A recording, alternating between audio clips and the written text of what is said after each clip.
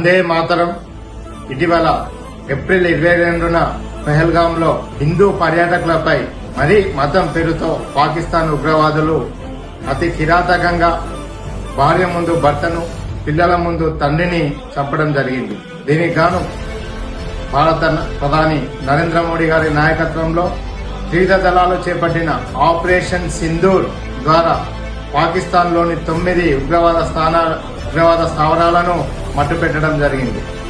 దీనికి గాను వరంగల్ జిల్లా citizen for national security organisation ద్వారా రేపు సాయంత్రం 5 గంటలకు అనగా సోమవారం 19 మే నాడు పోస్టాఫీస్ నుండి పోచం మైదాన్ రాణి రుద్రమదేవి వరకు త్రిరంగ యాత్ర చేపట్టడం జరుగుతుంది.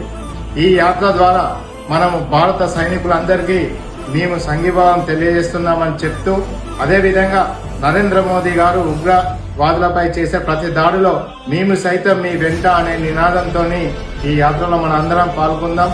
భారతీయులందరూ కూడా నరేంద్ర మోడీ గారి వెంట ఉన్నారనే ఒక నినాదాన్ని మరియు అది దేశ ప్రధానికి తెలియజేయాలని కోరుకుంటూ ప్రతి ఒక్కరం పాల్గొందాం. భారత్ మాతాకి జై. జై జవాన్, జై కిసాన్. వందే మాతరం.